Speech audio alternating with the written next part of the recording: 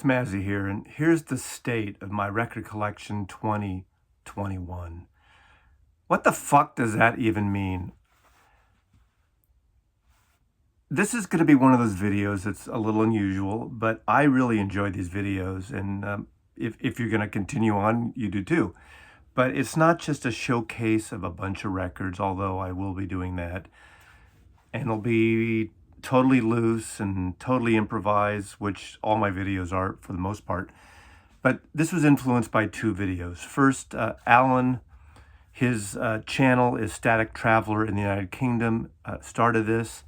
And then there was another somewhat of a follow-up response video by Alex, Southern California-ish, Motoric 247. Two channels I really love and respect, and because they're a little off-center. And I mean that in the best possible way. And I'm like pop music compared to their videos, but I like a lot of that, the avant-garde, freeform jazz, free jazz. Alan, too many A's, right? Alan probably has a lot more of the kind of music I have. Alex has some of it.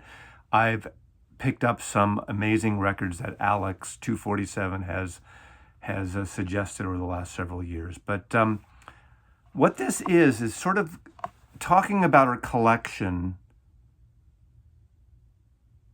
how it got to us, where we are now, where it's going. And these are the things that record collectors, record buyers ask about. When is too big too big? Do I stop buying this? Do I need multi-copies of this record? Do I go with that genre? Do I need every new release? Do I need a reissue? There's so many questions. It's sort of the blah. See, this is a problem I have. I trip over my lips because my brain works slower or faster than my lips move. So, philosophical discussion about one's record collection, and in this case, one is myself. I've gotten some comments, some good, some bad, some ugly, about how I talk about myself occasionally in the third person. Like, Mazzy loves you at the end of my videos. I am Mazzy, of course, and I know that. That's what I do. Some people get upset by that. Get a life, right? You know, make videos and talk in the first person. I go in and out of that kind of stuff. You know, from the time I started doing the whack-a-moles to the record library tour to my Memories of a Vinyl Junkie. There's so many directions record collectors can go. Now, I've talked about my history, ad nauseum. Since 1964, my first record of Meet the Beatles. Yeah, I had some other records as a kid and a couple other things of 45s, but that's where it all began. And so, what is it? 57 years. 57 years, I have not stopped. I have not stopped. I've been into so many different kinds of music, and I don't leave music behind very often. In terms of collecting, and I'm going to show the collection, and I love what Alex did. He basically did a POV video where he did a wonderful overview talking about his collections and would go through the records. And I might do that a little bit because I really enjoyed that direction and that design element of that video. And I loved he showed a lot of his personal artwork hanging on the walls. All these years, I've been buying music. Now, I did go through a time, which I've said many times, in 1995, I had a friend who I used to work with who was the buyer at the Amoeba record store in Berkeley, California.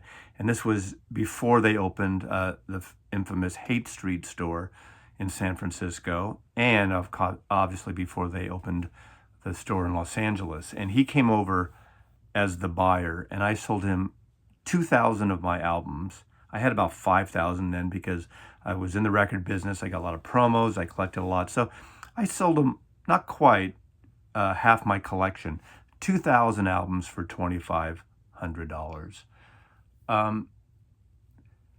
the state of my record collection now is basically what you see, the same as it has been in my recent, or somewhat recent, record library tour, which I'll link below if you haven't seen it. But I'm going through a shift mainly because of my co-purchase of the Coleman Collection. And the Coleman Collection is the record collection of one of my best friends of 48 years, Coleman Burke. Great guitar player, had a band, Pride and Joy, had a massive collection of 5,000 LPs plus another 1,000 to 1,500 singles. Coffee Dave and I, a buddy of mine, purchased his entire collection, and I probably kept 300 or 400 records so far. I'm going to weed through them. I'm going to go through them, and we've done some sales. I think a lot of people have gotten some joy. I printed this card that I include in every record I sell. We've done some live streams. I've also got some flack. There's a bunch of, a handful of people out there talking about me and mentioning me as a hustler, a salesman, a marketer. What the fuck? I'm doing this in the auspices of my channel, part of the vinyl community, part of the grander YouTube world of record collectors and record buyers. And we all buy records. I buy records on Discogs. I buy records on eBay. I try to mostly buy from independent record stores. I do on Amazon occasionally, and through the labels like UMG and indies like Light in the Attic and so on, like probably a lot of you people. All of a sudden, there's a little brouhaha about I'm selling records to people who fucking want records. And I'm making this big profit. We're about the point where we're going to break even, including us taking records that we want for ourselves. I've been selling batches of records. I've been selling them at, I think, reasonable prices, the lowest end of Discogs, you know, and we've been selling out. We've done 2 streams. I'm going to do 1 more down the line, and that's it. So out of 748 or so videos, I'm selling 3 videos that disappear after a few days of records. I thought we're trying to buy records. I thought we're trying to share records. Anyway, that's my mini rant into this video of the where my collection is, the status of my collection, the state of Norman Maslow's record collection. We got the Beatle collection up here. We got Music Matters Jazz and all jazz collections, and I've showed you that in that video. You can look below.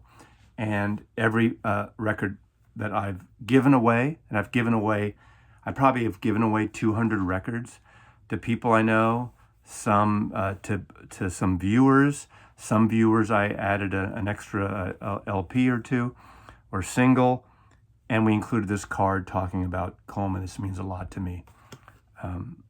You know, move on if that fucks with your aesthetic and joy of what this vinyl community is on YouTube. So I want to talk about my collection a little bit, where we are.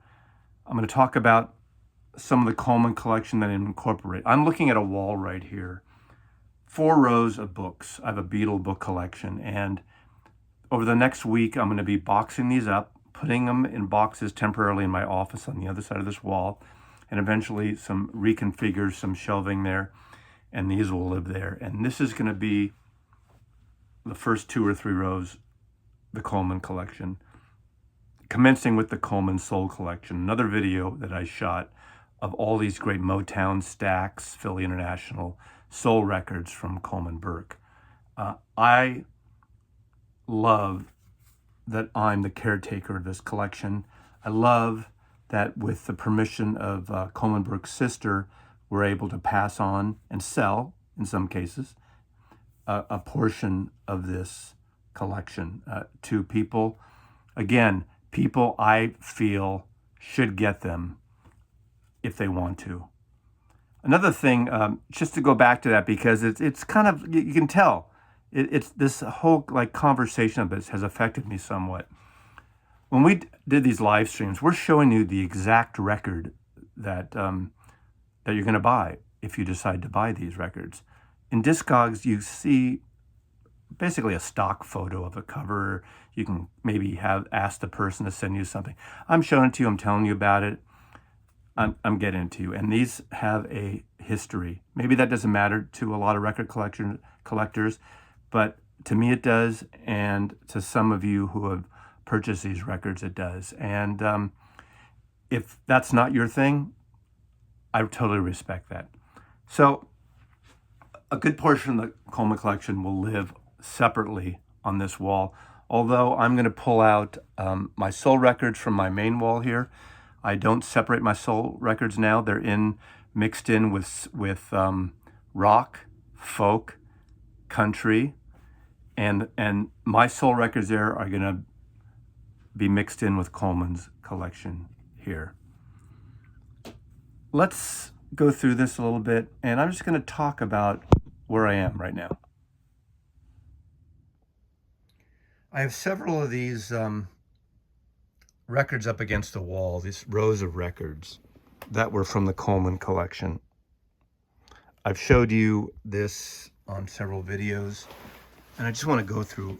Now this one, when I first saw it, those of you who know me, I love gospel music, but I'm not really I'm not a religious person. Culturally religious, but culturally Jewish, but not religious. And I first saw this, in fact, my friend Amanda, the archivist, pulled us out of the box, and we saw this and said, "Let us go into the house of the Lord, Church of God in Christ." But as I look closer, this is a Northern California State Youth Choir, director Edward Art Hawkins. The Edwin Hawkins Singers. Those of you who know this, one of the biggest hits in gospel music ever is "Oh Happy Day." "Oh Happy Day" is such an amazing piece of music. It's an amazing spiritual song. This is a copy. This is recorded in Berkeley, California.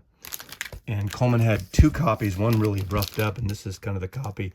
I'm going to keep this. Coleman actually was very spiritual, and he went to church on most Sundays, but he wasn't one of those churchgoers and one of those religious fanatics that push their religious beliefs on others. And I really appreciated that. We've known each other all these years and never really talked about that, aside from his talking about going to church in San Francisco and to going to Glide Memorial, a great church in the Tenderloin, where every Sunday they have these great gospel singers and, rock singers from Bono from U2 to others would go to experience that morning service. And I've done it several times, and it's just an amazing, amazing thing. So I just wanted to point that out. Coleman was a big fan of The Who. Actually, we're putting these cards in every record we send out for the most part, or a pile of it. But this is a original track mono copy of Who Sell Out, my favorite record. This is another record Coleman and I used to talk about a lot. I think it's an amazing record, I Ain't March Anymore by Phil Ochs. I believe this is a mono copy. Hatari. Some Sinatra stuff, Earl Travis. When I pulled this RCA seal copy of Stokowski's version of Tchaikovsky's Swan Lake, I just thought that cover was so stunningly beautiful. And of course, right away, I thought of this album. This.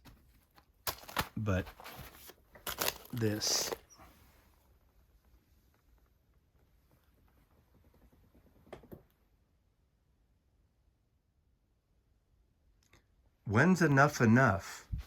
When do you have too many records in the collection?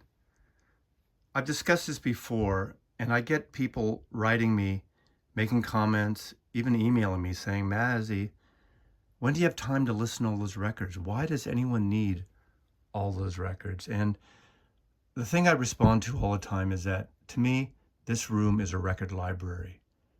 I go in here, I can check out any record I want, I can listen to it.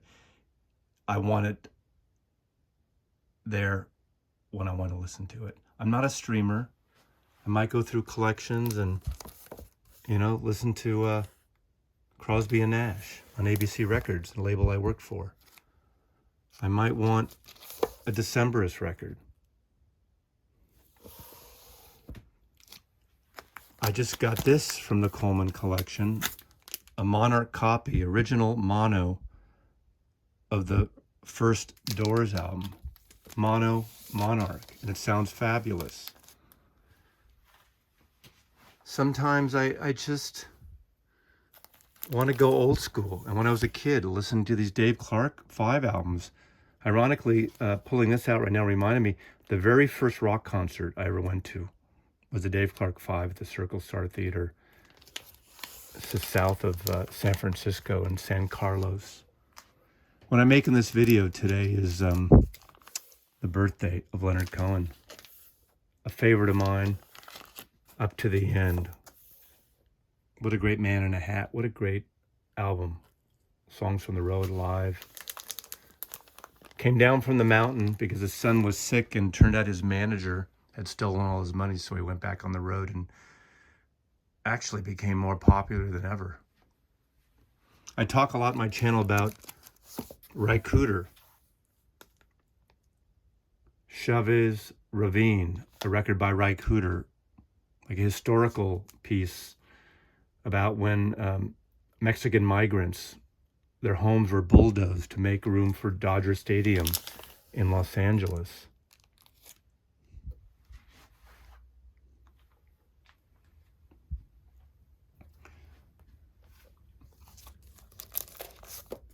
Billy Bragg, someone I've seen 5-6 times, UK punk folk singer.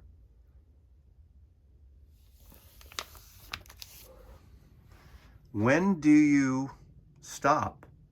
When do you stop? I mean, shit, when do I stop buying Beatle records and variations and pressings? When do I stop? The status is, look at these. These are Bob Dylan MoFis. I had 3 in my collection. The Coleman Collection more than double this. I got Bringing It All Back Home. I got Freewheelin'. I got Pat Garrett and Billy the Kid. What a great acoustic sounding record. And that's Sam Peckinpah film, right? The Debut. Big Dylan fan here. I got some of the bootleg series I didn't have, like the Whitmore demos and the No Direction Home soundtrack, which Martin Scorsese directed.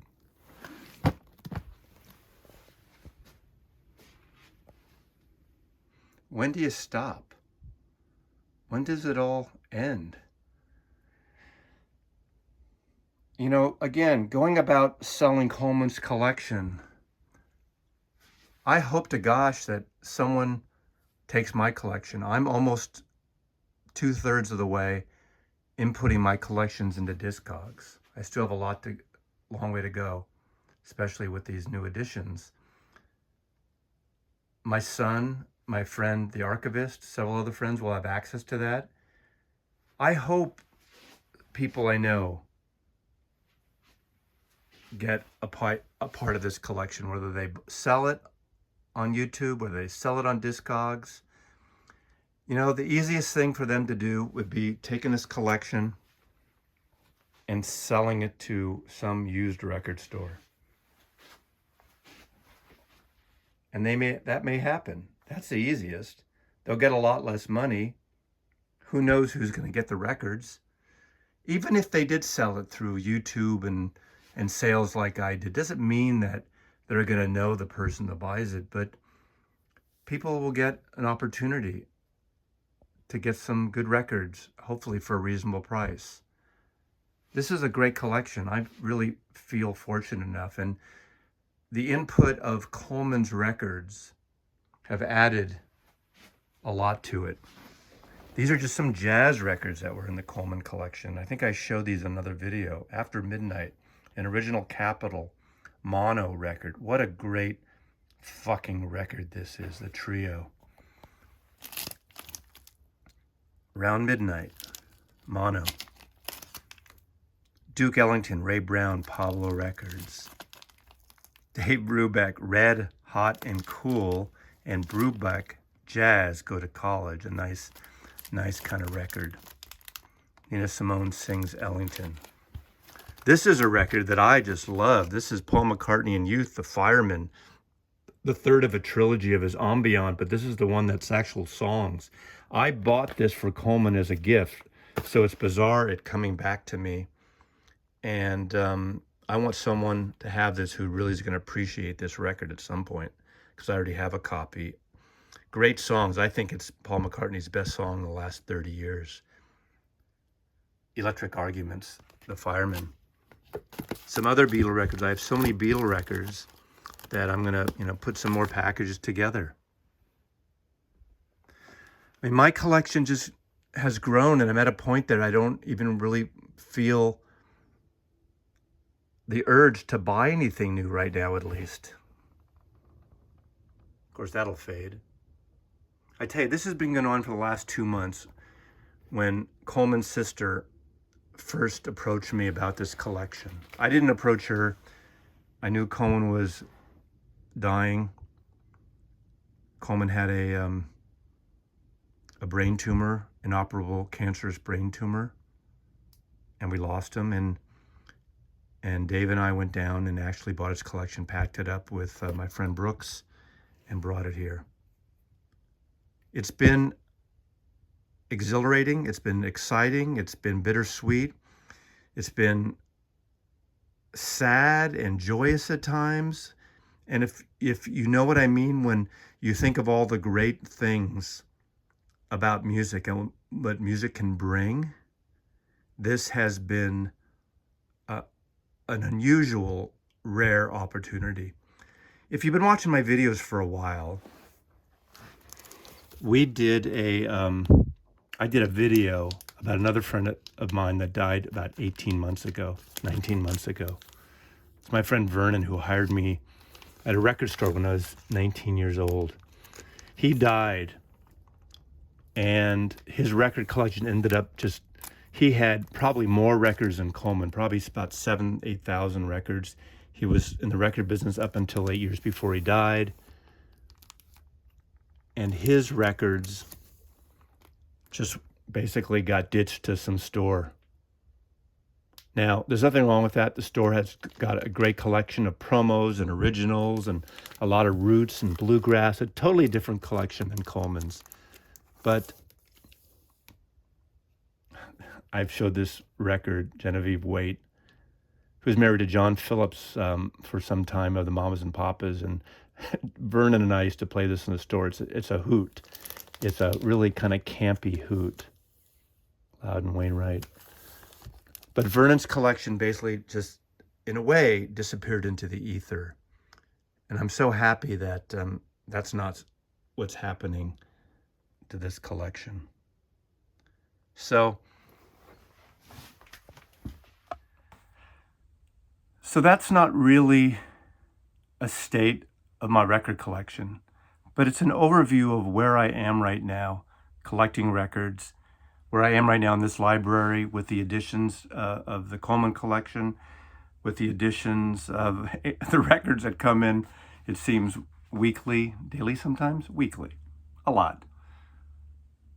It's the joy of the music. It's the joy of the artwork. I know Alex mentioned about the artwork and the physical, when everyone talks about records, we like the warmth, we like the physicalness, the artwork, but the artwork is really important to me. If you haven't watched my channel, know anything about me, I am a photo agent, which means I represent commercial photographers. Photographers that used to do some album covers. We've done album covers, we do advertising, we do all kinds of work. I'm a salesman. I'm a Willie Loman, Death of a Salesman. Am I a hustler? I'm a marketer? Sure, I am. So I know how to present myself and the artists I work with, and here I'm presenting my collection. But I love showing these records on these videos. I've been doing it now shy of 4 years, 3.5 years maybe, and I've gotten some great response from most of you. I appreciate all of you who watch these videos. I appreciate some of you who respond, who comment. I don't always get back to people right away, and sometimes not at all. But I can tell that there's an audience for this, which sounds strange in a way, because I started out just showing my collection and talking about the music I love, the history of the bands I love, growing up in San Francisco, and the loves I've had, the friends I've had, the losses I've had, and it's meant a lot to me. And I know it probably doesn't come through across these channels to everyone. And, someone out there may think this guy's a wanker and full of shit, and that's fine too. And why does he wear a fucking hat inside the house? But this stuff means a lot to me. The artwork, the tangibility of it, all the cliches we talk about having records where I could just stream all this goddamn music if I wanted to. I enjoy this collection. I really am excited in a strange way to incorporate a large portion of Coleman's collection here. And I really am touched, really, by the overall positive response about the way I've been dispersing and curating some of Coleman's collection, with some few exceptions out there. And that's just the way it is, There are always going to be haters. There's always going to be people who don't really get that, or don't like that, or feel for some reason threatened, or that's not in the bylaws of making YouTube videos about records or something. So again, I'm going to end this now. This is the state of my record collection, the music I love, the records that I've purchased and got promos on and traded and, got gifted over, most of my life from the time I was 10 years old. So thanks for watching. If you'd like to comment, great. I may respond, I may not.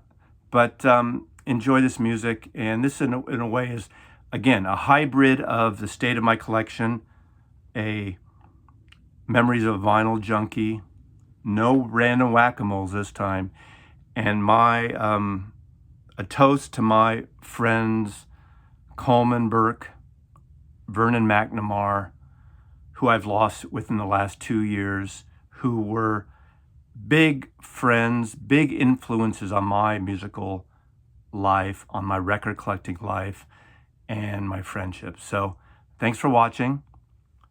Mazzy loves you. Yes, I'm talking again in the third person.